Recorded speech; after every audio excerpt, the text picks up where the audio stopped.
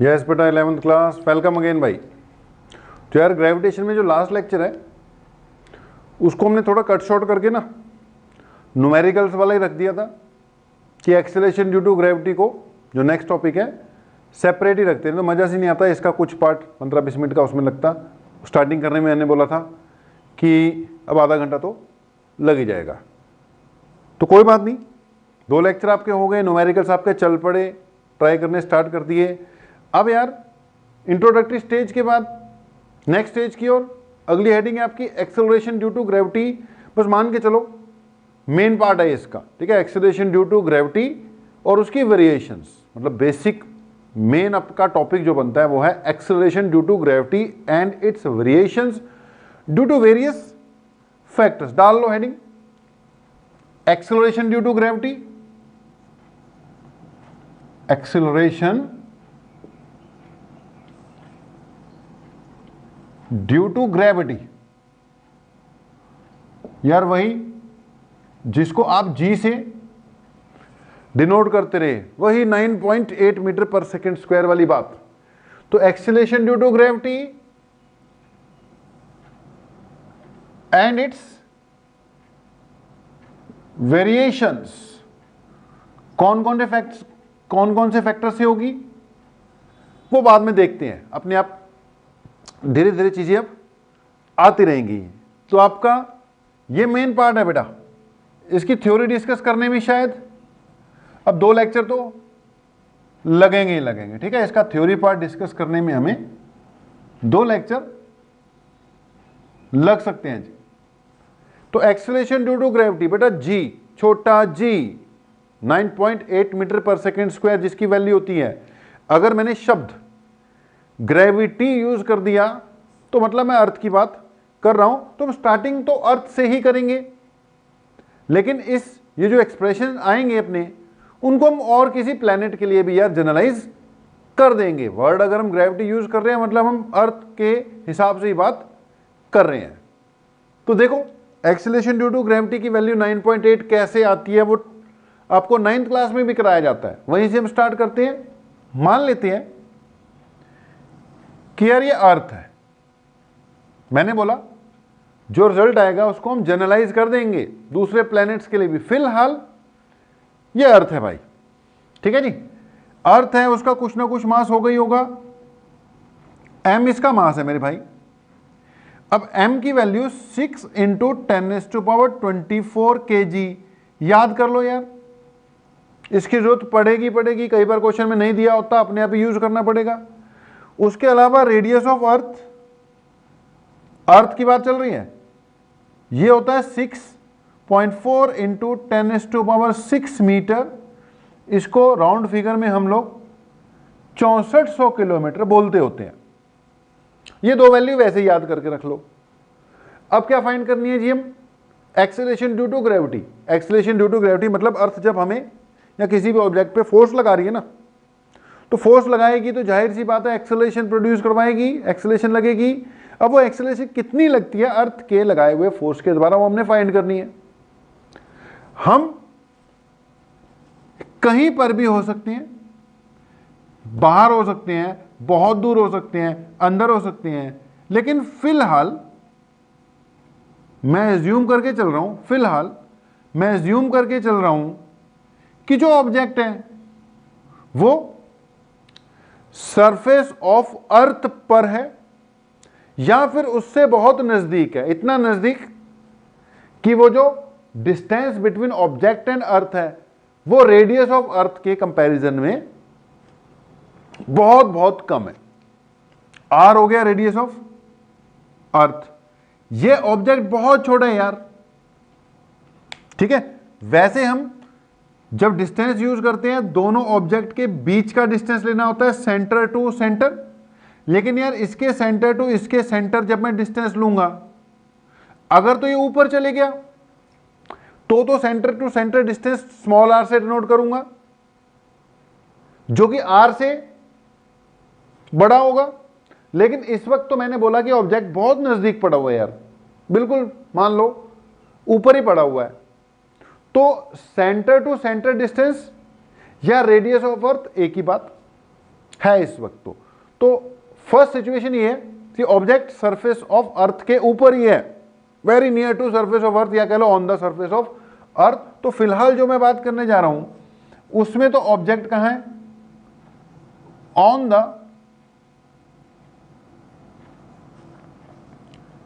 Surface of earth ही है यार, मान लो on the surface of earth. Okay, अगली बात, on the surface of earth ही है अगर अपना ऑब्जेक्ट, तो देखो फिर अर्थ ने इस पे कितना फोर्स लगाना है, जी लगाना है। m1 उसका अपना मास आ गया, m2 की जगह उस ऑब्जेक्ट का मास आ गया, नीचे दोनों के बीच का सेंटर टू सेंटर डिस्टेंस आ गया। तो this is the force exerted by earth on any object. अब मैंने बोला इस वक्त on the surface of earth वाली बात चल रही है, तो r approximately equal to radius of earth, ये सेंटर टू सेंटर जो डिस्टेंस है वो अप्रोक्सीमेटली इक्वल टू r, या r की वैल्यू हमें पता है। अब बेटा जी इस हिसाब से F इक्वल टू रिजल्ट आएगा GM m, इसकी जगह कैपिटल R स्क्वायर लगा दिया। अब पॉइंट ये है, अगर आप very near to surface of earth नहीं हो, बहुत ऊपर चले गए, तो यहां पे R इक्वल टू R नहीं करा करेंगे, बस कैपिटल R नहीं करा करेंगे, कैपिटल R रेडियस ऑफ अर्थ है। अगर आप थोड़ा बहुत अंदर हो बिल्कुल तो इक्वल टू कैपिटल R कर देंगे, लेकिन ज्यादा नीचे चले गए कि इग्नोर नहीं कर सकते तो भी हम कैपिटल R नहीं करा करेंगे, फिर R ही रहने देंगे। वो सिचुएशन बाद में देखते हैं, पहले तो छोटी मोटी बात सरफेस ऑफ अर्थ वाली कर लेते हैं। तो यार ये लगाया अर्थ ने फोर्स, अब जो अर्थ फोर्स लगाती है उसके कारण कुछ तो एक्सेलरेशन प्रोड्यूस होगी ना, तो F की जगह m में पुट कर दे यार, ये बन जाएगा G m छोटा m बाय R स्क्वायर। भाई फोर्स किस पे लग रहा है, छोटे m पे लग रहा है ना, तो m में छोटा m ही लगना था, इन्होंने एक दूसरे को काट देना है, रिजल्ट क्या आ जाना है, A is equal to G capital M by R square. ये कौन सी एक्सेलरेशन है कि अर्थ जो किसी भी ऑब्जेक्ट को अपनी ओर खींचते वक्त जो उसमें एक्सेलरेशन प्रोड्यूस करवा रही है वो है, और उस एक्सेलरेशन को हम एक्सेलरेशन ड्यू टू ग्रेविटी कहते हैं और नोट करते हैं। इसलिए अगले स्टेप में ये acceleration due to gravity special word हो जाएगा उसके लिए, और यहां पे G लिख देंगे और ये G equal to GM by R square हो जाएगा। तो यार मैंने ग्रेविटी वर्ड यूज किया, एक दिन हमने बोला था भाई ग्रेविटी बोलेगा तो मतलब अर्थ, तो ग्रेविटी यूज किया तो मतलब अर्थ ही है। ये क्या हो गई, acceleration due to gravity produced by earth, या acceleration due to gravitation produced by earth on any object. अब वर्ड ग्रेविटी यूज करूंगा, लेकिन यार यहां पे अभी तो जनरली चल रहा है ना, ये मास है ये रेडियस है। भाई अगर और कोई प्लेनेट हो ना, और कोई प्लेनेट हो, अगर उसका मास पुट कर दूंगा, उसका रेडियस पुट कर दूंगा, तो acceleration produced by that planet आ जाएगा, उसको भी हम G से डिनोट कर देंगे। वैसे तो ग्रेविटी वर्ड यूज किया है तो अर्थ के लिए यूज होना चाहिए, लेकिन भाई प्लेनेट का मास उस दूसरे का पुट कर देना, रेडियस भी उसका पुट कर देना है, तो उसकी एक्सीलरेशन ड्यू टू ग्रेविटी आ जाएगी। बोल दो ग्रेविटी, क्या दिक्कत है, ये थोड़ी अब लिखा हुआ है कि अर्थ के लिए लगाना है तो अब लगाना है, बीच बीच में लगा देंगे। जैसे मून पे जाएंगे, अब मून पे जाएंगे तो मून का मास पुट कर दो, मून का रेडियस पुट कर दो, तो वो जो एक्सीलरेशन प्रोड्यूस्ड बाय मून आएगा ना, उसको आम बोलचाल में acceleration due to gravity on the surface of moon भी कह देते हैं। अब बाद में लड़ते रहो यार ग्रेविटी बोला था तो अर्थ के लिए होना था, और नहीं चलता है। अगर जुपिटर का मास पुट कर दो, जुपिटर का रेडियस पुट कर दो, तो वो acceleration due to gravity of Jupiter मान लिया जाएगा। अब ये नहीं है कि ग्रेविटी बोला था तो अर्थ के लिए लगना था, लगा देते हैं। फिलहाल ये जनरल है, आमतौर पे हम अर्थ की बात करते हैं, तो अगर मैं यहां पे यार अर्थ का मास पुट कर दूं, अर्थ का रेडियस पुट कर दूं, पता ही है अब तुम्हें, मास ये रहा, रेडियस ये रहा। अब मैं वैल्यू पुट करके टेम खराब नहीं करूंगा, मास की वैल्यू पुट करो, रेडियस की वैल्यू पुट करो, सॉल्व वगैरह करो, तो ये कर करा कर 9.8 मीटर पर सेकेंड स्क्वायर आ जाता है। इसीलिए कहते हैं कि जो अर्थ है, अर्थ धरती माता, उसकी एक्सेलरेशन ड्यू टू ग्रेविटी कितनी है? 9.8 मीटर पर सेकेंड स्क्वायर है जी। 9.8 मीटर पर सेकेंड स्क्वायर है acceleration due to gravity of earth. कोई और प्लेनेट पुट करेगा, उसका रेडियस और मास तो कुछ और आ जाएगी। अब मून की बात करेगा, अगर यहां पे मून का मास रेडियस ऑफ मून पुट कर दें तो यार यही चीज मून के लिए जो आएगी वो 1.63 मीटर पर सेकेंड स्क्वायर आ जाएगी। अब ये तो 9वीं कक्षा में पढ़ती हो ना ये बातें, ठीक है। दोनों का रेशियो निकाल लेगा तो ये अर्थ वाली है, ठीक है। जो मून की एक्सेलरेशन ड्यू टू ग्रेविटी है वो अर्थ की एक्सेलरेशन ड्यू टू ग्रेविटी से 1/6 हो जाएगी। तो ये सब चीजें यहीं से आई हैं भाई। बाकी नोट्स वोट्स पढ़ो, उसमें और भी कई चीजें गिवन होती हैं। तो एक हो गया यार GM equal to G/6 GM, ये जनरल फार्मूला आ गया आपका acceleration due to gravity of earth. Okay, अब इसको थोड़ा सा दूसरे फॉर्म में कन्वर्ट कर देते हैं। अर्थ या कोई भी प्लेनेट बेटा स्फेरिकल मानते हैं, स्फेरिकल मानते हैं तो इसकी कुछ ना कुछ वॉल्यूम होगी। यार वॉल्यूम इसकी लेंगे हम 4.3 पाई r³, ठीक है। कोई भी प्लेनेट है, सारे स्फेरिकल मानोगे, अर्थ भी स्फेरिकल ही है, तो इसको 4.3 पाई r³ क्या हो जाएगी, स्फेयर की वॉल्यूम होती है, हो जाएगी। बाकी इसकी फिर कुछ ना कुछ डेंसिटी भी होगी, तो डेंसिटी रो से डिनोट कर देते हैं। हमने भी यहां पे किससे डिनोट कर दी, फिर रो से कर ली। अब इसको बेटा इन टर्म्स ऑफ डेंसिटी भी क्या किया जा सकता है, कन्वर्ट किया जा सकता है। काम आएगा भाई फार्मूला, तो G इक्वल टू G आ गया, r² आ गया भाई, mass equal to volume into density होता है। G is equal to G by r² आ गया, वॉल्यूम की जगह 4/3 पाई r³, साथ में रो आ गया, यानी G is equal to, check करो यार, एक r बचना, ठीक है जी। ये क्या हो जाएगा 4/3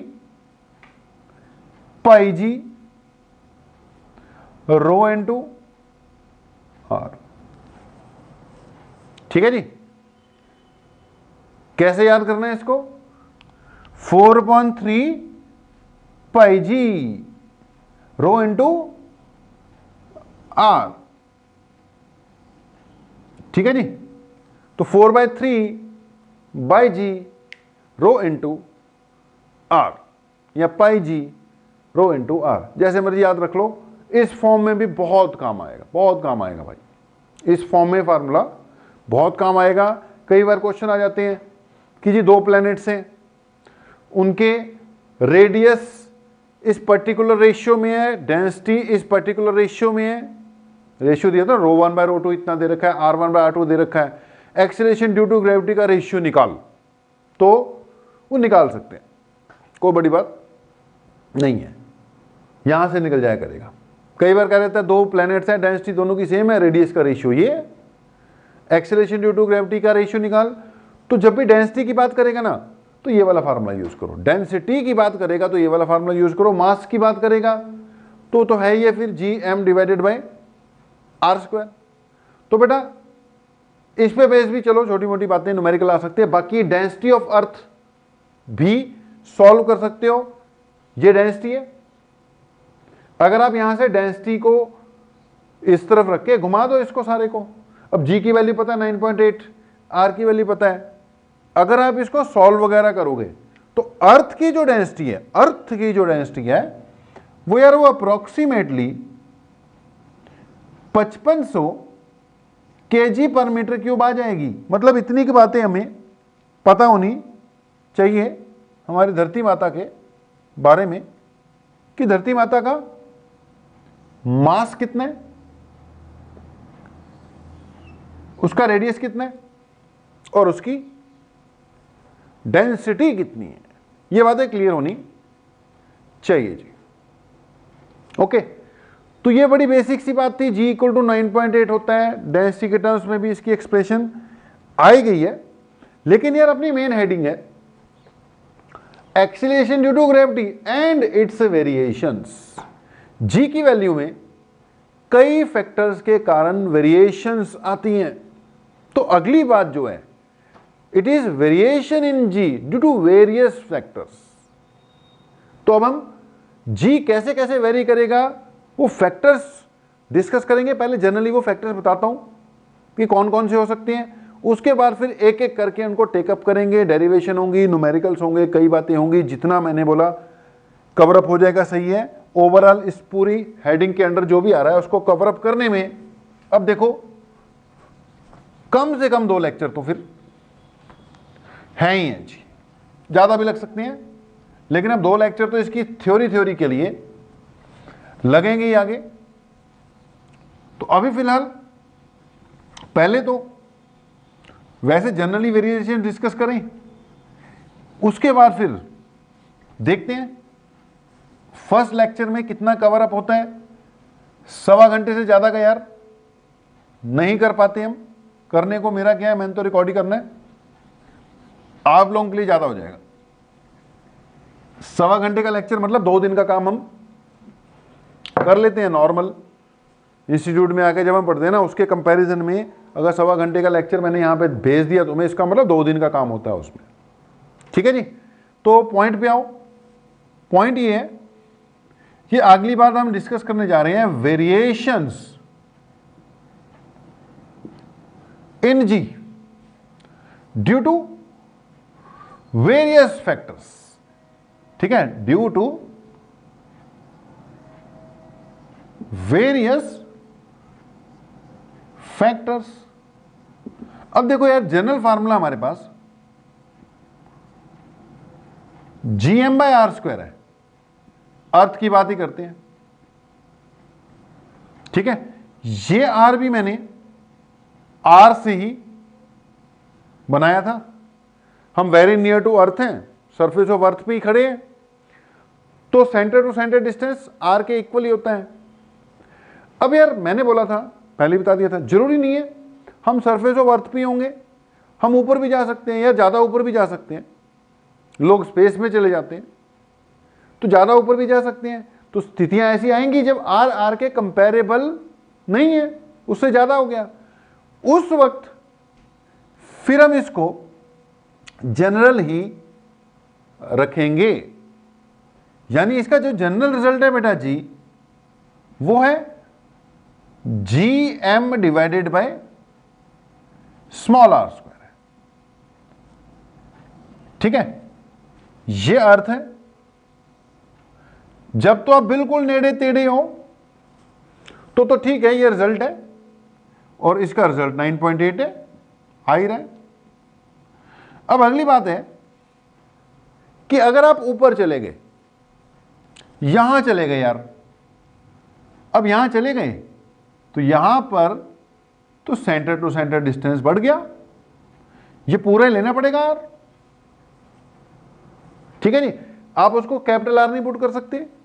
अब जाहिर सी बात है, ये जो आर है ये आर से काफी ज्यादा है, आर से काफी ज्यादा है। तो यहां पे पहले अगर वैल्यू 9.8 आ रही थी तो नीचे आर से बड़ी वैल्यू डाल दोगे काफी, तो 9.8 से कम हो जाएगी ना। तो पहली बात मैं ये बोल रहा हूं कि हाइट के साथ भी जी में वेरिएशन हो सकती है। जितना ऊपर जाते जाओगे जी चेंज होता है, कम होता जाएगा।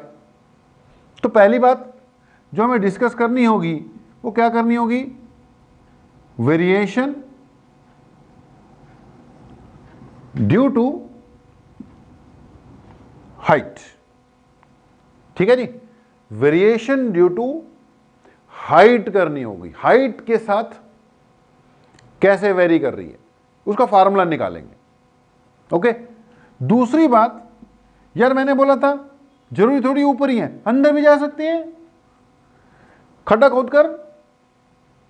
अब भाई खड्डा खोद के अंदर चले गए, छोटा मोटा खड्डा खोदा है 2, 4, 5, 10 मीटर का, तो देख जी को कोई फर्क पड़ने वाला नहीं है। लेकिन अगर कोई ज्यादा ही गहरा खड्डा खोदने लग जाए, नीचे जाते चले जाए, इतना नीचे कि ये जो डेप्थ है इसको डेप्थ बोलेंगे। ठीक है, ये जो डेप्थ है इसको आप इग्नोर ना कर सको। यानी अगर तो छोटी मोटी डेप्थ पे जाते हैं तो ठीक है, तो सेंटर टू सेंटर डिस्टेंस जो है ऑब्जेक्ट का वो कैपिटल आर के इक्वल है, लेकिन हम तो चले गए यार ज्यादा नीचे। जब ज्यादा नीचे चले गए तो ये चीज इग्नोर नहीं कर पाओगे। अब सेंटर टू सेंटर डिस्टेंस तो ये लेना पड़ेगा जो कि छोटा आर है, ये आर माइनस डी हो जाएगा। अब इस हिसाब से तुम्हें लगेगा कि नीचे जाकर डिस्टेंस तो कम हो जाएगा, जी बढ़ जानी चाहिए, लेकिन ऐसा नहीं होता यार। अगर तुम यहां चले गए डिस्टेंस तो कम हो गया, लेकिन यार अर्थ का मास भी कम हो गया जो तुम्हें खींच रहा है। जब तुम यहां पर थे सारी अर्थ तुम्हें अट्रैक्ट कर रही थी, जब यहां पर आओगे तो ये जितनी लाल वाली अर्थ है ना सिर्फ वही अट्रैक्ट करेगी, तो मास में भी चेंज आएगा। ओवरऑल इफेक्ट फिर से ये आना है कि नीचे जाकर भी जी कम ही होना है, नीचे जाकर भी मेरे भाई जी कम ही होना है। तो दूसरी बात जो हम डिस्कस करेंगे वो होंगे वेरिएशन ड्यू टू डेप्थ। वो मैंने बता दिया पहले ही कि चाहे ऊपर जाएगा तो भी जी में कमी आएगी, नीचे जाएगा तो भी जी में कमी आएगी। तो ये लगा ले इससे ज्यादा तो होने नहीं वाला कहीं भी किसी भी फैक्टर के कारण। तो दो बातें तो होगी, variation due to height, variation due to depth. अब तीसरी बात भी सुन ले।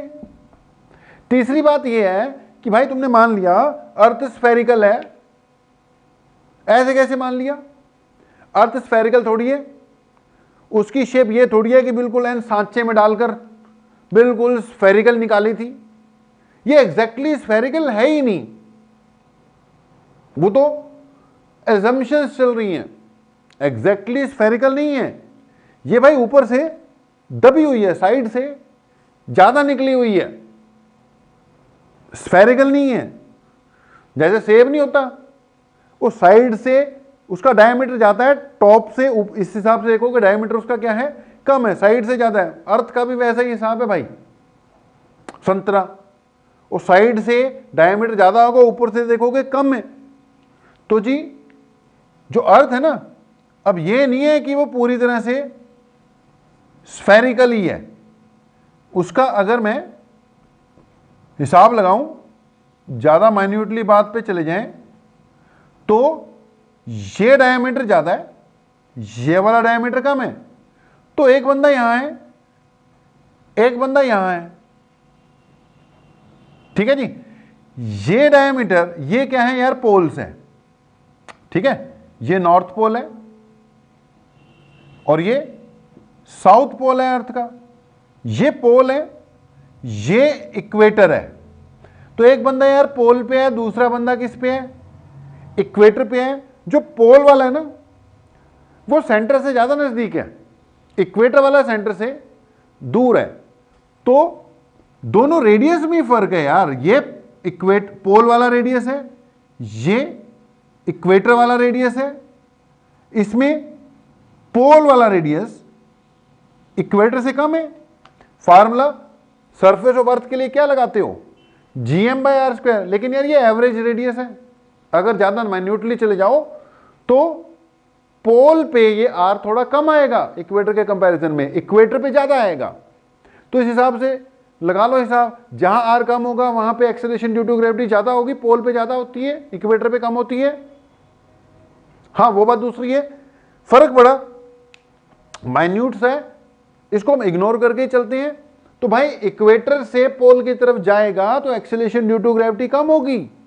ये जो 9.8 पूरी है ना पोल पे होती है, इक्वेटर पे जाते वक्त इसमें कमी आनी शुरू हो जाती है। तो कहने का मतलब है हाइट के साथ तो वेरी करेगी, डेप्थ के साथ भी वेरी करेगी एक्सेलरेशन ड्यू टू ग्रेविटी। भाई वो शेप के साथ भी वेरी करती है, इसको हम कह देते हैं वेरिएशन ड्यू टू। सब डिस्कस करेंगे भाई, सबके फार्मूले निकालेंगे, सबका टाइम आएगा। वेरिएशन ड्यू टू शेप भी है। अच्छा एक और फैक्टर है, अब अर्थ जो है वो तो रोटेट भी कर रही है, ठीक है। अर्थ तो अपने एक्सिस पे रोटेट भी कर रही है ना। जब अर्थ अपने एक्सिस पे मेरे भाई रोटेट कर रही होगी, मिटाना पड़ेगा कुछ ना कुछ, ये लो मिटा देते हैं। अर्थ यार अपने एक्सिस पे ना रोटेट भी कर रही है। अब यार अगर ये अपने एक्सिस पे रोटेट कर रही है तो यहां पे कोई भी ऑब्जेक्ट है तो यार उसका तो सर्कुलर मोशन हो गया ना। अर्थ का रोटेटरी मोशन हो गया, इस ऑब्जेक्ट का क्या हो गया, सर्कुलर मोशन हो गया। अब जब सर्कुलर मोशन हो गया तो इसमें बाहर की ओर सेंट्रीफ्यूगल फोर्स लगेगा। अर्थ उसको खींच रही है अपने सेंटर की तरफ। अभी तक तो हम ये सोच के चल रहे थे सिर्फ क्या लगता है, mg लगता है, लेकिन भाई अर्थ की रोटेशन का ख्याल करेगा तो बाहर की ओर एक सेंट्रीफ्यूगल भी तो लगेगा। तो अर्थ उसको अंदर की ओर खींच रही है, लेकिन घूमने के कारण बाहर की ओर उस पर क्या लग रहा है, सेंट्रीफ्यूगल फोर्स लग रहा है। वो सेंट्रीफ्यूगल फोर्स अर्थ द्वारा लगाने वाले mg वाले फोर्स को बैलेंस करने की कोशिश करेगा, यानी नेट फोर्स जो लग रहा है वो कम हो जाएगा, यानी कि g कम फील होगी। तो ये भी डिस्कस करेंगे, पूरा डिटेल में इसका रिजल्ट आएगा।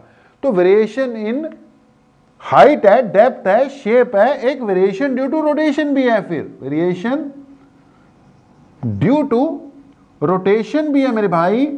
तो कई फैक्टर्स से एक्सेलरेशन ड्यू टू ग्रेविटी में वेरिएशंस आती हैं।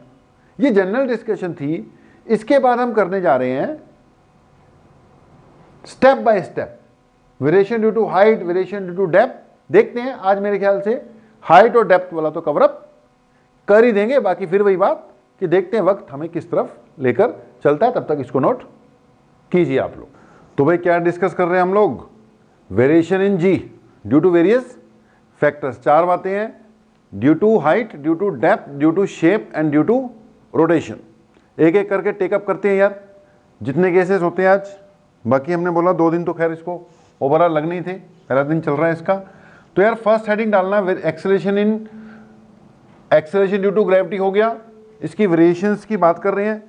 इस हेडिंग को अब हटा देते हैं। अब अपनी एक एक करके हेडिंग आती जाएगी, जिसमें से पहली हेडिंग डाल लो यार, variation in g due to height. अगर हम सरफेस से ऊपर चले जाते हैं तो बेटा जी में कैसी वेरिएशंस आती हैं, ठीक है। Main heading variation in g due to various factors, जिसमें से पहले नंबर पर variation in g due to height. पहला केस वेरिएशन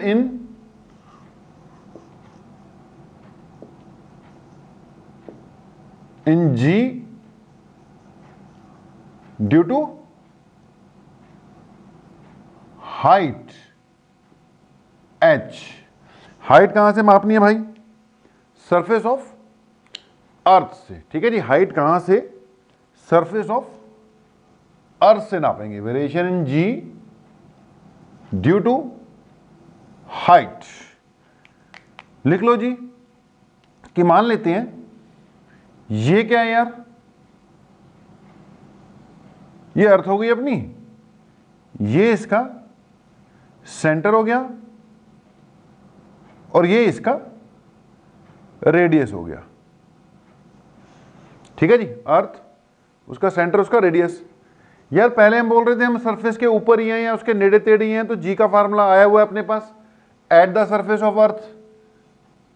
या उसके बिल्कुल नजदीक तो आ ही रखा है ना, G M by are square.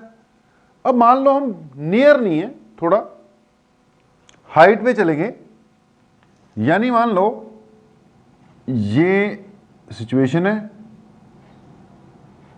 हम लोग यहां पर हैं इस हाइट पर, ठीक है जी। इस पॉइंट पर है, कुछ भी मान लो, इस पॉइंट को P मान लो यार।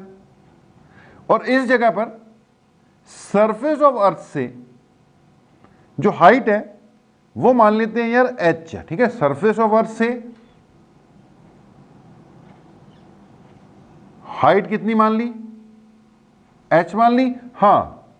सेंटर ऑफ अर्थ से ये डिस्टेंस कितना मान लेते हैं, स्मॉल r मान लेते हैं। अब अगर इस जगह पर acceleration due to gravity find करनी हो तो वही फोर्स से फाइंड करेंगे कि जी हमने यहां पर एक मास रखा था, उस पे अर्थ के द्वारा क्या लग रहा था, फोर्स लग रहा था, जिसके कारण क्या लग रही थी, एक्सीलरेशन लग रही थी। तो यार जब हम फोर्स फाइंड कर रहे होंगे तो हमें ये वाला डिस्टेंस चाहिए ना।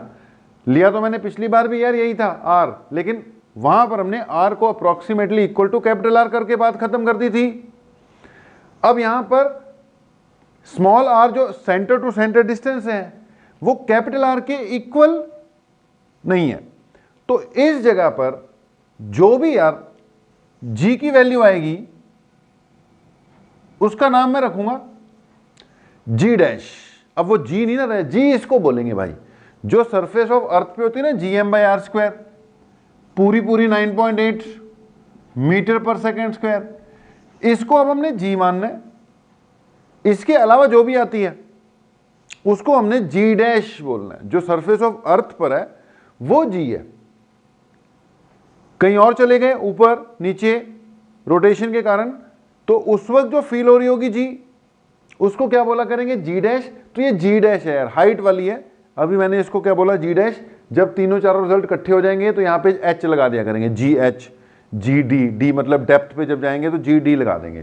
तो यार इस जगह पर अगर मुझे acceleration due to gravity find करनी हो तो सिंपल सी कहानी है, रिजल्ट क्या आएगा, रिजल्ट आएगा g dash is equal to ji m, इसकी जगह आर आएगा बस। सरफेस ऑफ अर्थ पे small r approximately equal to capital r कर दिया हुआ है। यहां पे क्या आएगा, ये सारा आर आएगा, सेंटर टू सेंटर डिस्टेंस लेना पड़ेगा क्योंकि जो फोर्स था एफ इक्वल टू एम में से निकला ना, ये कहां से निकला, एफ इक्वल टू एम में से ही निकला है। तो एफ कितना लगाया अर्थ ने इस जगह पर, इस पे G M, M by are square लगाया ना। पिछली बार तो आर को मैंने अप्रोक्सीमेटली इक्वल टू आर कर दिया था। अब यहां से जो एक्सेलरेशन निकली वो कितनी निकली, फोर्स को मास से डिवाइड कर दोगे, एफ इक्वल टू एम में, तो ए इक्वल टू क्या हो गया, एफ बाय एम। तो इसको मास से डिवाइड कर दोगे यार, एक्सेलरेशन आ जाएगी G M by are square. अब इसी को तो जी डैश बोलना है ना, उस जगह पे जो भी एक्सेलरेशन होगी, तो g M by are square आ गया। ये रिजल्ट है, यही रिजल्ट है। इस जगह पर कितनी एक्सेलरेशन फील होगी, G M by are square. बस आर को स्मॉल आर लेना है, सेंटर टू सेंटर डिस्टेंस लेना है, इसको थोड़ा सा मॉडिफाई कर ले तो ये बन जाएगा G M divided by R plus H का होल स्क्वायर। ठीक है, क्योंकि गिवन में हमें हमेशा एच दिया होगा, हेडिंग ही क्या है, एट द हाइट एच। तो ये भी रिजल्ट सही है। बिल्कुल ज्यादा सिंपल लेके चलोगे तो g M divided by are square, centre to centre distance, h के फॉर्म में करोगे तो ये आ जाएगा। या इसको g dash equal to ji m, यहां से आर बाहर निकाल ले यार, ऊपर स्क्वायर लगा हुआ है, आर स्क्वायर हो जाएगा। ये क्या बन जाएगा, 1 प्लस एच बाय आर का होल स्क्वायर। अब थोड़ा सा और ध्यान दे दो, इस चीज को चेक कर लो, g M by capital r square, ये रहा g M divided by capital r का स्क्वायर। इसको क्या लिख लोगे भाई, this will become g dash equal to g divided by 1 plus h by are का होल स्क्वायर। ये अपना क्या आ गया, रिजल्ट आ गया मेरे भाई, g dash equal to g divided by 1 plus h by are का होल स्क्वायर। ठीक है जी। अब ये रिजल्ट है, ठीक है, बहुत बढ़िया है, यही चलेगा, जनरल रिजल्ट है, this is the general result. अब यहां पर यार आपको एक पॉइंट बताएंगे, मैथ्स का थोड़ा सा पॉइंट्स है, वो आगे भी कहीं पे काम आएंगे। एक तो थोड़ी बाइनोमियल डिस्कशन, बाइनोमियल थ्योरम की थोड़ी सी डिस्कशन। स्टार्टिंग में आपने मैथमेटिकल टूल पढ़ा ना यार, मैथमेटिकल टूल में हमने आपको ट्रिग्नोमेट्री कराई है, ठीक है जी, या फिर आपको थोड़ी सी डिफरेंशिएशन इंटीग्रेशन कराई है। वही मैथमेटिकल टूल में ना बाइनोमियल थ्योरम भी कराई जाती है। लोग वहीं करा देते हैं, हम वहां नहीं कराते। हम कहते हैं भैया जिस दिन जरूरत पड़ेगी ना उस दिन कराएंगे, क्योंकि पहले कराई होती तो भी आज दोबारा ही करानी पड़ती। तो यहाँ पे बाइनोमियल थ्योरम मैथ्स वाले बच्चों ने शायद अगर +1 में होगी पढ़ ली होगी, मेडिकल वाले स्टूडेंट्स को बतानी ही पड़ेगी, ज़्यादा डिटेल में नहीं भाई, एक फार्मूला बताऊंगा, बाकी डिटेल में तो मैथ्स में पढ़ोगे। तो पहले तो ये रिजल्ट याद रख लो, G' = G / 1 + h/r²। ये जनरल रिजल्ट है। जनरल मतलब कि चाहे आप हाइट कम पे जाओ, चाहे आप हाइट ज़्यादा पे जाओ, कोई फर्क नहीं पड़ता, ये जनरल रिजल्ट है G / 1 + h/r का होल स्क्वायर। अब ध्यान से सुनना, इससे रिलेटेड नहीं है, थोड़ा अलग बात है, लेकिन आगे जो मैंने करना है उसमें काम आनी है। तो कुछ मैथ्स की बातें हैं भाई, नोट पॉइंट्स लगा लो, अलग से लिख लेना, कुछ बातें बताते हैं। जैसे यार अगर कोई चीज 1/, में है, मतलब 1 / समथिंग है, तो जाहिर सी बात है वो वैल्यू 1 से क्या आएगी, कम आएगी। 1 / समथिंग भाई 1/2 हो गया, 1/3 हो गया, 1/4 हो गया, 1/5 हो गया, 1/3.5 हो गया।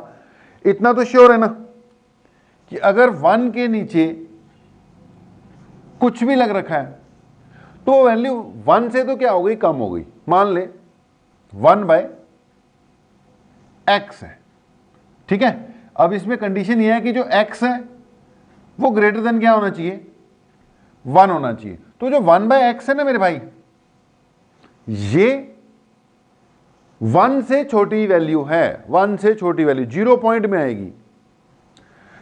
अब अगर मैं इसको स्क्वायरिंग कर दूं, इसकी 1/x की क्या कर दूं, स्क्वायरिंग कर दूं, तो ये वैल्यू और छोटी हो जाएगी भाई। 1/2 था, मान ले 1/2 का स्क्वायर करेगा 1/4 हो जाएगा, और छोटी हो जाएगी। वैसे स्क्वायरिंग करो, 2 का स्क्वायर करोगे 4 होगा, 4 का स्क्वायर करोगे 16 होगा। लेकिन अगर 1 टाइप चीज चल रही है और नीचे वाली चीज ऊपर वाले से बड़ी है, यानी x जो मैंने दिया, तो स्क्वायरिंग करेगा और छोटी होगी, क्यूब कर देगा और छोटी हो जाएगी, 4th पावर में ले जाएगा और छोटी हो जाएगी। भाई जितनी पावर बढ़ाते जाएगा उतना ही नीचे वाली वैल्यू बढ़ती जाएगी, उतनी ही वैल्यू स्मॉल होती जाएगी। हो सकता है कि ये इतनी स्मॉल हो जाए कि जिसको हम नेग्लेक्ट कर दें। कई बार हम यूज करेंगे, अब कुछ ऐसी बातें शुरू हुई हैं जैसा हमने शायद पहले किया नहीं है। तो एक तो ये वाली बात याद रखना कि भाई जो चीज पहले ही छोटी है 1 से, उसकी स्क्वायरिंग करेगा और छोटी हो जाएगी, क्यूब करेगा और छोटी हो जाएगी, 4th पावर में और छोटी।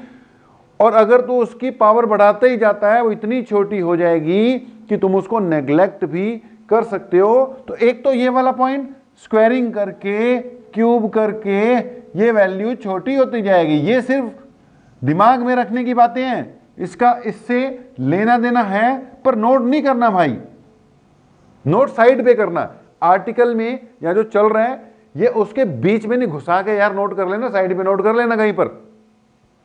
तो एक तो ये चीज ये छोटी होती जाएगी। दूसरा, हम बार बार एक वर्ड यूज करेंगे, नेग्लिजिबली स्मॉल। अब कई बार करना पड़ेगा, नेग्लिजिबली स्मॉल है जी, नेग्लिजिबली स्मॉल है। यार नेग्लिजिबली स्मॉल का मतलब इतना छोटा जिसको आप क्या कर सको, नेग्लेक्ट कर सको, इतना छोटा कि जिसको आप नेग्लेक्ट कर सको।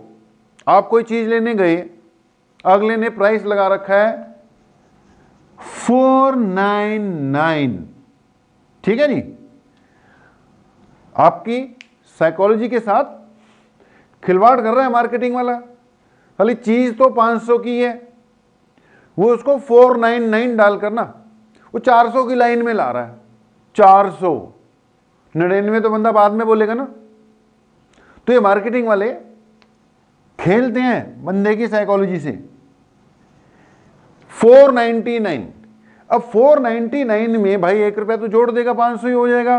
अब तुझे तो 500 का नोट देना पड़ेगा। वहां पर वो जो 1 रुपया वापस भी नहीं करते हैं, टॉफी दे देते हैं या फिर देते नहीं है। आप लोग भी उसकी ज्यादा परवाह नहीं मारते हो, क्योंकि यार ये जो 1 रुपया है ये 499 के कंपैरिजन में नेग्लिजिबली क्या हो गया, स्मॉल हो गया, नेग्लिजिबली स्मॉल मतलब इतना स्मॉल कि जिसको आप नेग्लेक्ट कर सको, कोई फर्क ना पड़े, ठीक है, जिसको आप नेग्लेक्ट कर पाओ, वो हो गया नेग्लिजिबली स्मॉल, बहुत छोटा। तो ऐसे कई केसेस आ जाते हैं जिसमें कई बार क्वांटिटी नेग्लिजिबली स्मॉल हो जाती है, जिसको हम नेग्लेक्ट कर सकते हैं फिर मौके के हिसाब से। तो भाई अगर मेरे पास कोई टर्म है, वो पहले छोटी है, 0.2 है, और मैंने उसका स्क्वायर कर दिया, क्यूब कर दिया, फोर्थ पावर कर दी, यार 2-4 पावर बढ़ाने के बाद तो 0.000 में चली जाएगी और क्या हो जाएगी, नेग्लिजिबली स्मॉल हो जाएगी, जिसको फिर मौके के हिसाब से हम नेग्लेक्ट करवा दिया करेंगे। ओके, एक बात कीजिए, ये सिचुएशन आ सकती है, नेग्लिजिबली स्मॉल हो सकता है, ठीक है, हो सकता है भाई चीजें नेग्लिजिबली स्मॉल हो जाती हैं। अगर हम अपने केस पे आते हैं जो चल रहा था, अब इसमें यार ये जो आर है, ये जो हमारे पास टर्म है, टर्म h/r, इसमें r क्या है यार, ये रेडियस ऑफ अर्थ है, 6.4 इंटू 10⁶ है, 6400 किलोमीटर। यार बंदा ऊपर कितना चल जाएगा, 10 मीटर, यार 100 मीटर, 500 मीटर, ऊपर कितना चल जाएगा, 500 मीटर चले गया मान ले। अब अगर मैंने ऊपर लिखा है 500, 500, ठीक है जी। अब 500 और नीचे कितना है, नीचे है 6.4 इंटू 10⁶, 6400 किलोमीटर है, और ये सिर्फ 500 मीटर है। तो मैं ये कहना चाहता हूं कि ये क्वांटिटी ऑलरेडी लेस देन 1 है। लेस देन क्यों, मैंने 2 बार लगाया, अब सारे सिंपल हैं मैथ्स के, 2 बार लगाने का मतलब मच मच लेस है, मच मच 2 बार मतलब बहुत ज्यादा छोटी है। तो जी ये तो वैसे ही लेस देन क्या है, लेस देन नहीं, मच मच लेस देन 1 है। और अगर कहीं इसका स्क्वायर कर दूं तो यार और छोटी हो जाएगी, क्यूब कर दूं और छोटी हो जाएगी। ये तो स्क्वायर करने पर ही नेग्लिजिबली स्मॉल हो जाएगी। तो पॉइंट ये है कि कई बार चीजें पहले ही छोटी होती हैं, 1 से छोटी। अब 1 से छोटी चीज का स्क्वायर करोगे या पावर और बढ़ाओगे तो नेग्लिजिबली स्मॉल हो सकती है। और यहां पर अपना h/r जो है ना, ये जो टर्म आ रही है h/r, ये अगर आप बहुत ज्यादा ऊंचा नहीं उड़ गए, बंदा उड़ भी सकता ना ऊंचा, 500 मीटर तक चले गए, चल ठीक है, कोई दिक्कत नहीं है, हम मान लेंगे कि बंदा ऊंचा नहीं उड़ा है। अब कोई कहता है मैं तो बहुत ऊंचा उड़ूंगा, मैं तो रेडियस ऑफ अर्थ है ना जितना, उतना ऊपर चले जाऊंगा। या कहता है चल उतना नहीं जाता, जितना रेडियस ऑफ अर्थ है ये 6400 किलोमीटर है, मैं उसका आधा चले जाता हूं, चल 3200 किलोमीटर चले जाता हूं ऊपर। तो अगर ऐसी स्थिति आ जाए, बंदा जिद बैठ जाए कि ना मैं तो इतना ऊपर जाऊंगा, मैं तो r/2 जाऊंगा, मैं तो r/3 जाऊंगा, मतलब अगर हाइट r के कंपैरिजन में चले जाए, r के कंपैरिजन में चले जाए कि r/2 हो गया, r/3 हो गया, r/4 हो गया, मतलब h जो है r का मुकाबला करने लग जाए, तो ये जो चीज है ये, या कई बार h r से भी ज्यादा हो जाए, कहता ना मैं नहीं मानता, मैं तो 6400 से डबल डिस्टेंस पे चढ़ जाऊंगा ऊपर। उसको बोलेंगे भाई चढ़ जा तू, तेरी मर्जी है। तो ऐसी अगर स्थिति आ जाए तो उसमें फिर हम नहीं बोलेंगे कि h/r बहुत छोटी है। ये h/r नॉर्मल छोटी मोटी हाइट्स तक तो वैसे ही नेग्लेक्ट कर देते हैं हम, इतनी छोटी है। अगर तो हम सरफेस ऑफ अर्थ के बिल्कुल नेड़े तेड़े हैं यार, 100-200 मीटर तक, बात को समझो, 100-200 मीटर तक, तो 100-200 300 400 500 तक हम इसको ही मच लेस देन मानकर नेग्लेक्ट कर देंगे। अगर थोड़ा ज़्यादा चले गए ऊपर, थोड़ा ज़्यादा 500 से ऊपर चले गए, तो h/r को नहीं करते चल, लेकिन जब उसका स्क्वायर करेगा तब नेग्लेक्ट कर देंगे। और अगर ये वाली स्थिति है, फिर हम इसको नेग्लेक्ट ही नहीं करेंगे। बात को समझो, 3 पॉइंट जोड़ दिए। पहली बात, अगर तो आप सरफेस ऑफ अर्थ पे ही हो या उससे बहुत नजदीक हो, अपने घर की छत पे चले गए, पहाड़ पे चले गए, किसी हिली एरिया में पहाड़ पूड़ पे चले गए, चले टावर पे चढ़ गए, तो इन सब हाइट में तो ये जो h है ना, ये इतना छोटा है कि h/r ही नेग्लिजिबली स्मॉल है। लेकिन चलो आप ऊपर चले गए, थोड़ा प्लेन में चढ़कर ज्यादा ऊपर चले गए, 500 मीटर 1 किलोमीटर तक की दूरी तय कर गए मान लो, तो उस वक्त h/r को चल नेग्लेक्ट नहीं करेंगे, होगा तो बहुत छोटा ही, लेकिन कहीं h/r का स्क्वायर मिल गया तब उसको नेग्लेक्ट कर देंगे। ये दूसरी सिचुएशन। और अगर बहुत ज्यादा ऊपर चले गए तो आप इसको बिल्कुल भी नेग्लेक्ट नहीं करोगे। ठीक है जी। तो मैंने ये समझाया। एक बात अभी और है भाई, बाइनोमियल थ्योरम अभी रह गई है। हमने बोला कि अगर तो हम बिल्कुल अर्थ के नेड़े तेड़े ही हैं तो हमने h/r को एज इट इज ही नेग्लेक्ट कर दिया, ये gm/r² आ गया। ठीक है, इसको वैसे ही नेग्लेक्ट कर दिया, gm/r² आ गया, g मान लिया हमने, वही मानते हैं हम, सरफेस ओवर तो उसके नेड़े तेड़े चीजें डे टू डे लाइफ में तो हम इसको 9.80 मानकर चलते हैं। ठीक है।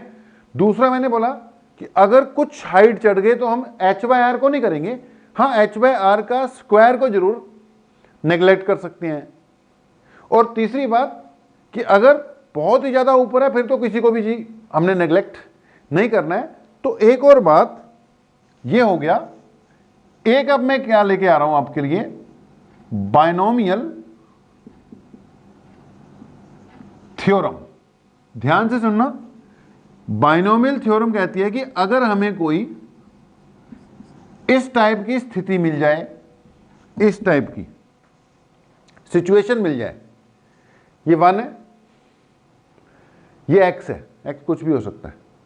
ठीक है, यहां पे 1 होना चाहिए। बाइनोमियल थ्योरम लिखने के कई फॉर्म है इसके, लेकिन मैं सिंपलेस्ट वाला बता रहा हूं। यहां पे 1 होना चाहिए। 1 नहीं है तो उसको बाहर निकाल के 1 करना है तुमने। 1 + x टाइप में ही ये एक्सपेंशन लगेगी।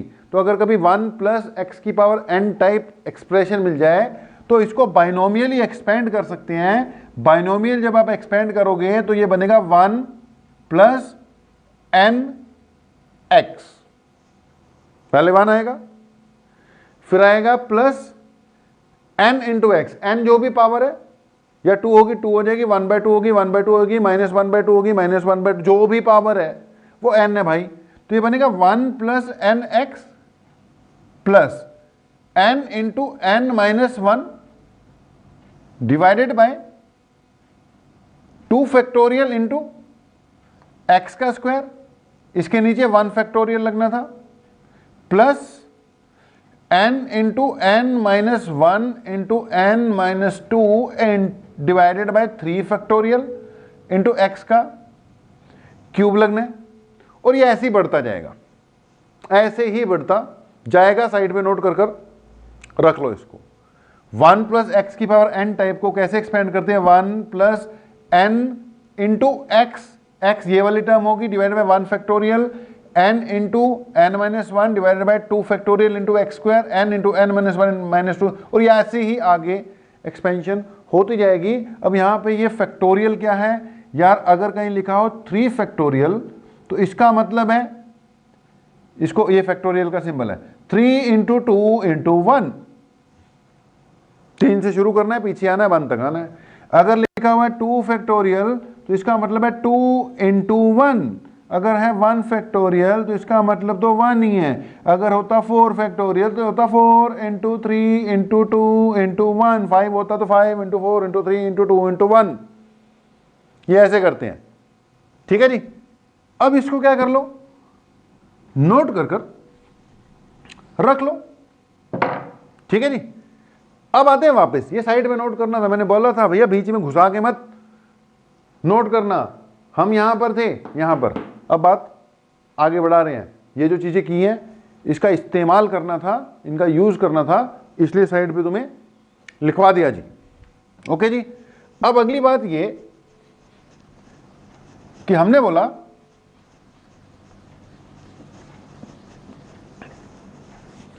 ये लो जी, हमने बोला कि जनरल फॉर्मूला चाहे जितनी मर्जी हाइट पे चले जाए, ये आ गया। ओके, अब अगली बात ये है कि मान लेते हैं कि बहुत ज्यादा ऊपर नहीं गए, एच आर से काफी कम है, बाद में इसकी फिगर्स बताएंगे आपको कि कहां तक कौन सा फार्मूला चला लेना है हमने, वो भी बात हम करेंगे। तो मान लो यार एच आर के कंपैरिजन में काफी कम है, तो इसका मतलब क्या हुआ, एच बाय आर 1 के कंपैरिजन में काफी कम है, ठीक है। चल एच बाय आर को नेग्लेक्ट नहीं करते, इसका स्क्वायर करेंगे तो नेग्लेक्ट करूंगा ही करूंगा मैं। अब अपने पास ये रिजल्ट था, इसको आगे बढ़ाते हैं, ये तुमने लिख ही लिया ना। यार इसको क्या लिख सकता हूं मैं, इसको मैं लिख सकता हूं g dash is equal to g 1 plus h by r की पावर -2 लिख सकता हूं। 1 प्लस एच बाय आर तो है ही है, ऊपर जाके पावर क्या होगी, नेगेटिव में चले जाती होती है, पता ही है तुम्हें, आगे लिख लो। नाउ एक्सपेंडिंग बाइनोमियली, हाँ जी बेटा, तो इसको बाइनोमियली एक्सपेंड करेंगे, तो अभी मैंने बाइनोमियल थ्योरम आपको लिखवाई है, क्या लिखूंगा जी इसको, ये बन जाएगा जी डैश इक्वल टू जी, ये जी को छोड़ इसको बाइनोमियली एक्सपेंड कर, ये क्या बन रहा है 1 प्लस एक्स की पावर n। भाई ये तेरा 1 है, ये तेरा x का रोल प्ले कर रहा है और ये n का रोल प्ले कर रहा है, ठीक है जी। 1 तो है ये x का रोल अदा करेगा, ये n का रोल अदा करेगा, तो कर दे एक्सपेंड, क्या बनेगा, ये बनेगा g को छोड़ 1 प्लस एक्स की पावर n की एक्सपेंशन क्या बताई थी, सबसे पहले तो आएगा 1 प्लस, फिर आएगा n कितना है -2, फिर आएगा x कितना है h बाय आर, ठीक है जी। फिर अगली टर्म जो आएगी, सोच के देख, अगली टर्म में x का स्क्वायर आना है, ठीक है। अगली टर्म में जो भी आएगा n इंटू n माइनस 1, उसको मैं ऐसे ऐसे ऐसे ऐसे डैश डैश डैश करता हूं, और यहां पर h बाय आर का स्क्वायर आएगा ना, x का स्क्वायर है, उससे अगली टर्म में जो भी आएगा भाई उसको डैश डैश डैश कर दे और h बाय आर का क्यूब लगा ले। अब h बाय आर तो पहले ही कम है, मैंने बोला था स्क्वायर वाली टर्म मैं नहीं लेता, नेग्लिजिबल इस्तेमाल हो जाएंगी, तो इसके अगली टर्म में, पहली टर्म में h बाय आर है, चल उसको ले लेंगे, लेकिन उससे अगली टर्म में h बाय आर का स्क्वायर, h बाय आर का क्यूब, ऐसे ऐसे करके आएगा, तो next terms we are going to neglect. Case कौन सा चल रहा है कि बहुत ज्यादा ऊपर नहीं, ऊपर तो गए हैं लेकिन बहुत ज्यादा ऊपर नहीं गए हैं, अभी एच आर का मुकाबला करना शुरू नहीं कर पाई है, तो बेटा higher terms will be neglected being negligibly small. वो नेग्लिजिबली स्मॉल वाली कहानी मैंने साइड पे तुम्हें बता दी है, तो आगे क्या लिखेंगे कि higher terms can be neglected being negligibly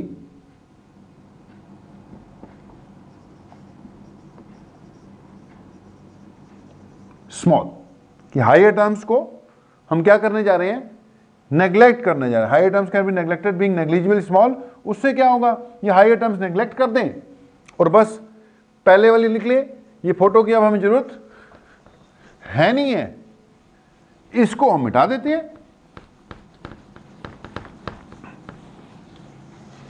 okay जी, तो क्या रिजल्ट बना, हायर टर्म नेग्लेक्ट कर दी, मतलब g dash equal to g into 1 minus 2h by r, यही बन जाएगा बस।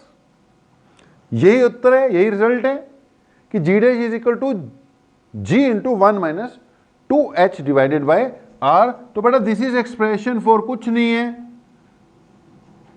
मैं बहुत जल्दी भी इसको निकलवा सकता था, लेकिन वो जो बीच की बातें थी ना, नेग्लिजिबल, स्मॉल, ये वो, बाइनोमियल, वो भी करना यार जरूरी था। तो ये रिजल्ट है यार तुम्हारे पास, ठीक है। अब कुल मिला के अपने पास 3 रिजल्ट हैं, ये समझ लो।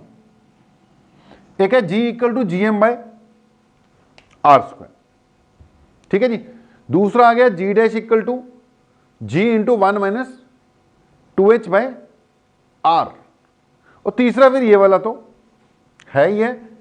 अब सबसे ज्यादा खैर ये चलेगा, आपको किताबों में ये दिखाई देगा कि हाइट h पे जी एक्सेलरेशन ड्यू टू ग्रेविटी कितनी होती है, g into 1 minus 2h divided bye r होती है। तो सबसे ज्यादा ये यूज होगा, लेकिन यार यूज करते वक्त ना ध्यान रखना होता है कि ज्यादा ऊपर तो नहीं चले गए भाई। जब ज्यादा ऊपर चले गए तो ये ना चलेगा, फिर यही लगाना पड़ेगा। बहुत ज्यादा ऊपर चले गए, क्योंकि ये रिजल्ट कब आया है यार, ये तो स्पेशल कंडीशन में आया ना, नेग्लेक्ट किया था कि जी h बहुत छोटा था। लेकिन अगर h r के कंपैरिजन में इतना छोटा ना हो कि उसको नेग्लेक्ट किया जा सके, तो फिर ये रिजल्ट नहीं लगाना, तो फिर हमें ये जनरल रिजल्ट ही लगाना पड़ेगा बेटा। ये वाला रिजल्ट आपका जो है ये जनरल रिजल्ट है। जब भी कभी हाइट r के टर्म्स में दे दी जाए कि r/2 है, r/3 है, तो ये लगेगा 100, 200, 300, 400, 500 तक ये वाला रिजल्ट लग जाएगा मीटर में, ठीक है जी। चल 1 किलोमीटर तक भी लगा देंगे, ये लगा देंगे। लेकिन ज्यादा ऊपर चलेंगे, किलोमीटर्स में डिस्टेंस है, 500 किलोमीटर, 1000 किलोमीटर, तो फिर बेटा यही वाला लगाना है, ठीक है। 500, 1000 में फिर यही वाला लगेगा। तो न्यूमेरिकल्स करते वक्त थोड़ा देखना पड़ेगा कि कौन सा रिजल्ट कहां पर लगेगा। मैंने साफ साफ बोल दिया, ये तो सरफेस ऑफ अर्थ और बिल्कुल नजदीक वाले पॉइंट्स पर है, बिल्कुल नजदीक वाले पॉइंट, बिल्कुल नजदीक वाले मतलब 100-200 मीटर तक। ये थोड़ा ऊपर चले गए, मतलब काफी ऊपर, लेकिन चलो उसको मैं थोड़ा ही बोल रहा हूं। इतना ऊपर नहीं गए कि हमारी हाइट आर का मुकाबला करना शुरू कर दे, लेकिन हां ऊपर चले गए तो ये लगा देंगे। बहुत ज्यादा ऊपर चले गए तो फिर यही लगेगा जनरल रिजल्ट, जिसमें कोई अप्रोक्सीमेशन यूज नहीं की गई है। अपने रिजल्ट के साथ लिख लेना भी कौन सा कहां पर यूज करना है, इस पे न्यूमेरिकल्स करने पड़ेंगे। ओके, अब इसमें थोड़ा सा और भी डिस्कस कर लेते हैं। जैसे मान लो इसको अगर मैं थोड़ा सा आगे बढ़ाता हूं, कई बार क्या होता है न्यूमेरिकल ना डायरेक्ट आ जाते हैं। ज्यादा मैंने बोला था यही चलता है, लेकिन फिर भी वो नीचे वाला जो यहां रिजल्ट लिखा था ना जनरल वाला, उसको भी देखना, वो भी कई जगह पर काम आएगा आपके। ओके जी, अब इसको अगर मैं थोड़ा सा और एक्सपेंड कर लूं, नोट पॉइंट डाल लो यार, ठीक है। इसको थोड़ा सा और एक्सपेंड करता हूं तो ये क्या बन जाता है यार, ये बन जाता है जी डैश इक्वल टू, खोल दे इसको, ये जी बन गया माइनस 2h बाय आर के साथ क्या आ गया, जी आ गया, ठीक है जी। अब इसको इधर ले आ, उसको उधर ले जा, ये इधर जाके प्लस हो जाएगा, ये बन जाएगा 2gh, ये 2gh करके लिख देते हैं, बढ़िया लगता है। ये इधर आके 2gh हो गया, बाय आर आ गया, इक्वल टू क्या आ गया यार, g माइनस जी डैश। अब देख जी डैश तो जी से कम ही होगा ना हमेशा। ये एक चीज क्या बन जाएगी आपकी, change in g at height h, तो 2gh बाय आर, ये किसकी एक्सप्रेशन मानी जा सकती है यार, चेंज इन जी, इतना चेंज हुआ है। कई बार कहता है हाइट h पे g कितनी है वो निकाल ले, तो ये लगा दे। कई बार कहता है यार चेंज निकालना है, तो ये निकाल ले। कई बार कहता है रिलेटिव चेंज निकालना है, तो मेरे भाई रिलेटिव चेंज के लिए जी से डिवाइड कर दे इसको, ये जी नीचे चले गया, ये बन जाएगा 2h बाय आर। अगर रिलेटिव चेंज निकालना है तो 2h बाय आर कर ले। कई बार कहता है परसेंटेज चेंज निकालना है, तो इसको 100 से मल्टीप्लाई कर दें, delta g by g into 100, तो 2h बाय आर इंटू 100। इससे क्या आ जाएगा, डायरेक्ट परसेंटेज चेंज आ जाएगा। बाकी यार न्यूमेरिकल वाला टॉपिक है ये, न्यूमेरिकल तो इस पे करनी पड़ेंगे, ठीक है जी, न्यूमेरिकल वाला टॉपिक है, न्यूमेरिकल इस पे करनी पड़ेंगे हमें। अब इसी के साथ ही, लेक्चर तो लंबा हो रहा है मुझे लग रहा है, लेकिन इसी के साथ ही डेप्थ वाला केस भी कर देते हैं यार, ठीक है। जल्दी से डाल लो heading, variation in g due to depth, bracket में लिख लो डी। तो डेप्थ वाला केस भी साथ के साथ निपटा देते हैं, काम हो जाएगा। इसके रिजल्ट बेटा बढ़िया से बना के रख लो, उसके बाद न्यूमेरिकल्स आपके पास चल पड़ेंगे। अब अगली हेडिंग डाल लो, variation in g due to depth. Depth के कारण जी में होने वाली वेरिएशन, तो variation in g due to depth बेटा जी, ड्यू टू लो। सेकंड केस आ गया,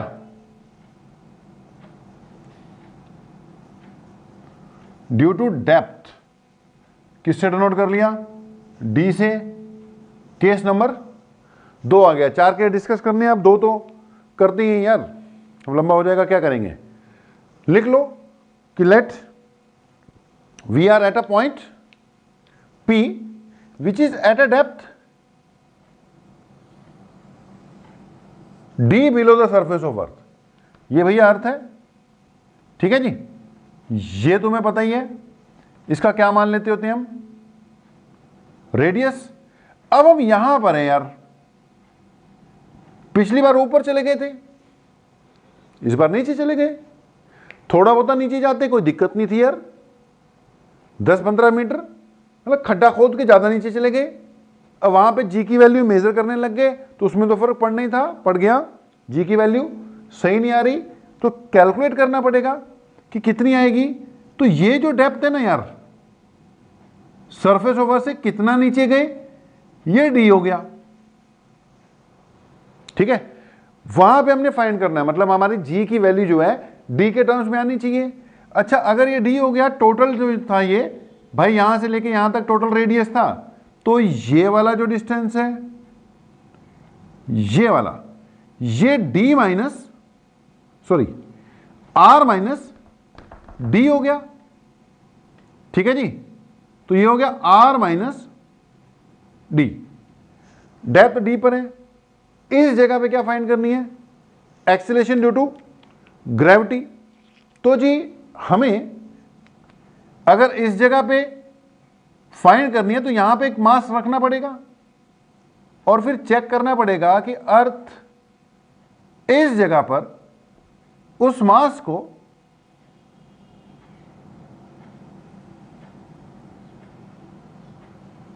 कितने फोर्स से अट्रैक्ट कर रही है। अब बेटा यार कहानी यह है कि अगर आप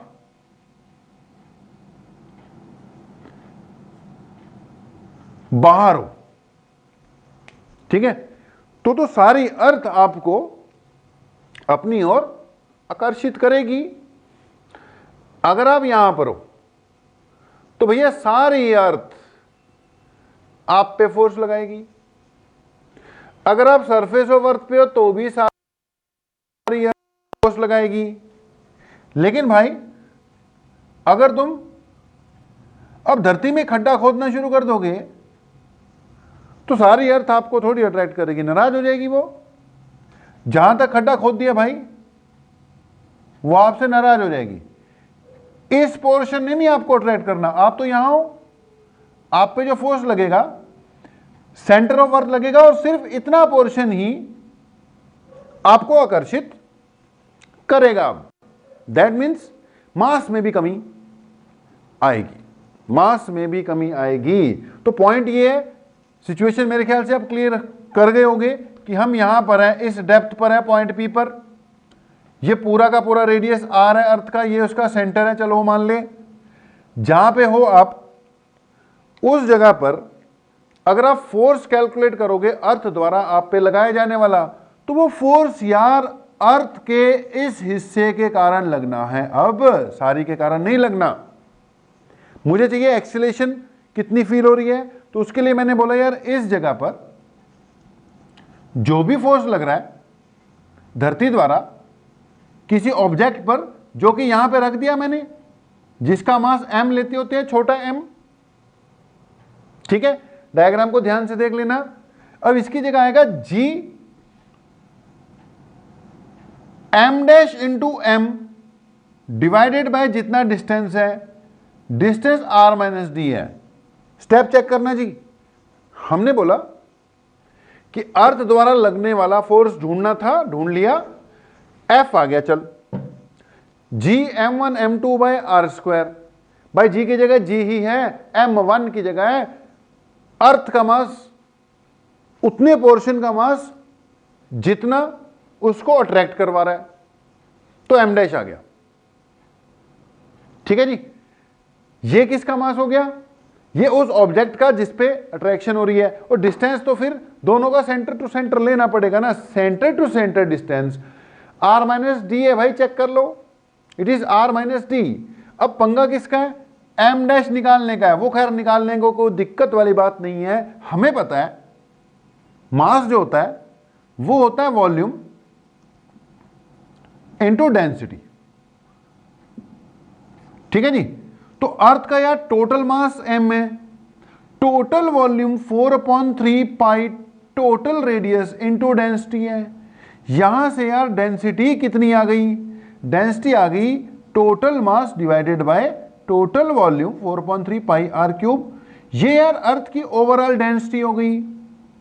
ठीक है, अब भाई डेंसिटी तो हर जगह क्या है, सेम ही है ना, डेंसिटी तो सेम ही रहेगी, चाहे अंदर वाला पोर्शन सेम ही रहेगी।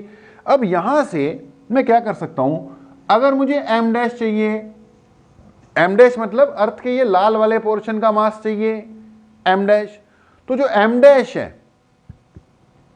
मास ही है, फार्मूला तो वॉल्यूम इनटू डेंसिटी, तो भैया m डैश इस लाल वाले पोर्शन का मास है, इसकी जगह क्या लग जाएगा वॉल्यूम, लेकिन इसकी वॉल्यूम इनटू डेंसिटी, डेंसिटी तो देख हर जगह क्या है सेम ही है। अब यहां से जो m डैश है वो कितना आ गया, m dash will be equal to volume, भैया वॉल्यूम किसकी, जिसका मास फाइंड कर रहा हूं, मास किसका फाइंड कर रहा हूं, ये लाल वाले का, क्योंकि मुझे यहां पे पुट करना है, मुझे इस जगह पे acceleration due to gravity find करनी है, तो m डैश कितना आ रहा है 4/3 पाई इसका रेडियस।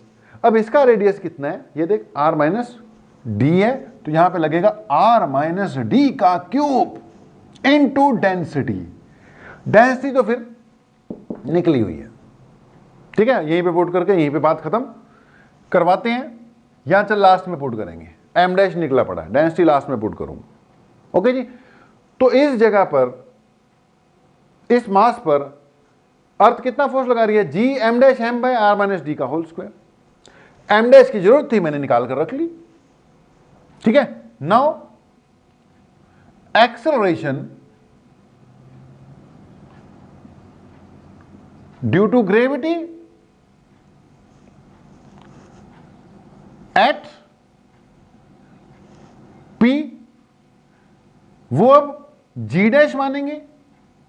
ठीक है, एक्सेलरेशन कैसे निकालते हैं, फोर्स अपॉन मास, उस जगह पे जो एक्सेलरेशन है उसको g डैश मान रहे हैं ना मेरे भाई, वैसे तो a बोलते हैं लेकिन a की जगह सीधा मैंने g डैश लिख दिया, फोर्स अपॉन मास। अब देख force upon mass, mass force को मास से डिवाइड कर देगा तो ये मास कट जाएगा ना, तो ये बनना चाहिए g m dash divided by r minus D का होल स्क्वायर। तो g डैश कितना आ गया भाई, g है r माइनस डी का होल स्क्वायर है into m dash, m dash देख ऊपर निकला हुआ है, कितनी वैल्यू है इसकी, यह है 4/3 पाई r माइनस डी का होल क्यूब इनटू डेंसिटी। देख डेंसिटी भी निकली हुई है, डेंसिटी की जगह क्या आ जाएगा, capital M divided by 4/3 pi r cube. Check करना भाई, अब कौन कौन सी चीज कैंसिल होती है। ये 4.3 पाई को तो ऐसे ही काट ले, ये r माइनस डी का स्क्वायर ये काट ले, एक पावर बचेगी। ठीक है भाई, तो क्या बचा, g dash is equal to, एक तो बच रहा है भाई g बच गया, एक बच रहा है m बच गया, ये तो कट चुके हैं, 4.3 पाई कट चुका है, एक बच रहा है r माइनस डी, और नीचे r का क्यूब। चेक कर लेना गलती ना हो जाए, g dash equal to ji M. Okay, अब क्या कर, इसको r क्यूब रहने दे, यहां से एक r बाहर निकाल ले, ये 1 बच जाएगा माइनस डी बाई आर। सोच लेना, समझ लेना क्या किया, ये g है, ये m है, इसका एक r बाहर निकाला भाई, इसके पास तो था, ये 1 हो गया, इसके बाद था ही नहीं, नीचे से डिवाइड करना पड़ेगा, और नीचे वाला आर क्यूब ये पड़ा हुआ है, इससे क्या हुआ, ये काट दे, ये स्क्वायर बच गया। ठीक है जी, तो तस्वीर की जरूरत अब हमें नहीं है, तो इस तस्वीर को मिटा देते हैं। चल ये भी मिटा देते हैं एक ही बार में, जो बात करनी होगी कर लेंगे मेरे भाई। ओके, तो रिजल्ट क्या निकला, जी डैश डेप्थ वाले केस में कितना आ गया, जी आ गया, एम आ गया, नीचे क्या आ गया, आर का स्क्वायर आ गया, ये 1 माइनस डी बाय आर आ गया।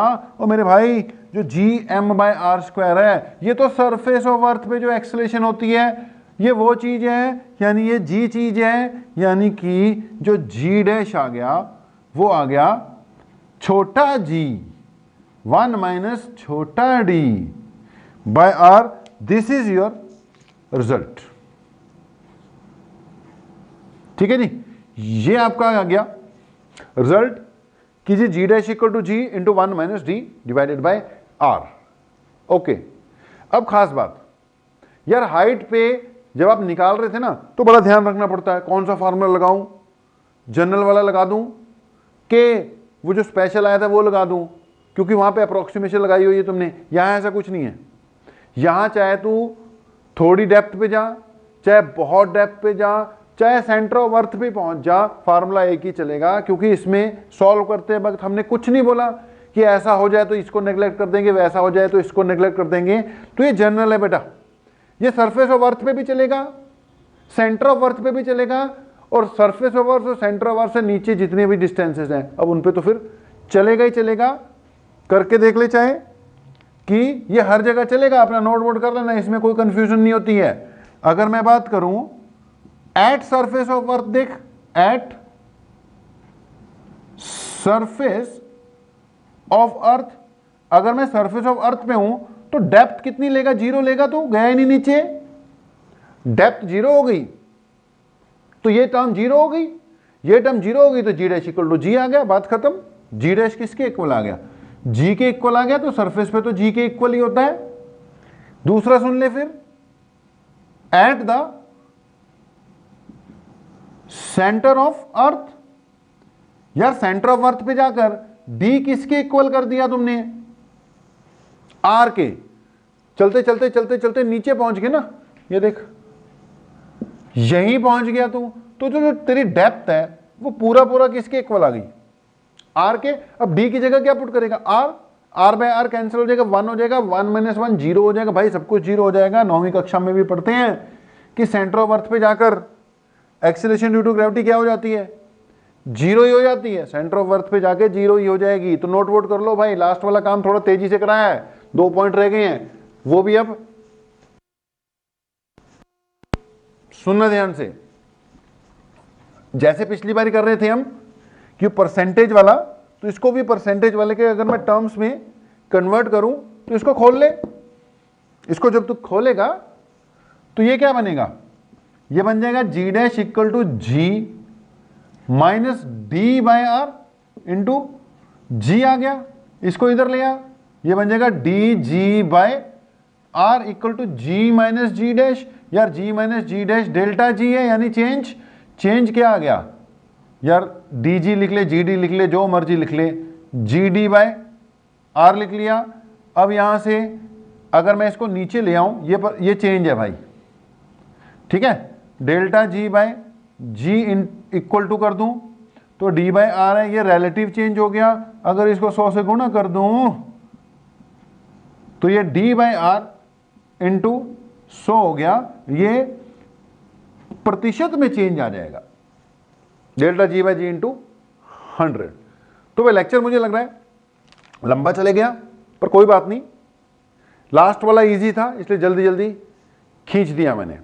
तो variation in acceleration due to gravity due to various factors चल रही है, जिसमें से पहला फैक्टर हाइट के कारण, दूसरा फैक्टर डेप्थ के कारण, वो हमने डिस्कस करवा दिए। बाकी अगली बातें जो हैं अगले लेक्चर में न्यूमेरिकल आपके चल पड़ेंगे, न्यूमेरिकल चलाने शुरू कर दो, करने शुरू कर दो। Next we will do in next lecture. तब तक के लिए आप लोगों से विदा लेते हैं। आप लोगों का बहुत बहुत धन्यवाद। Thank you very much.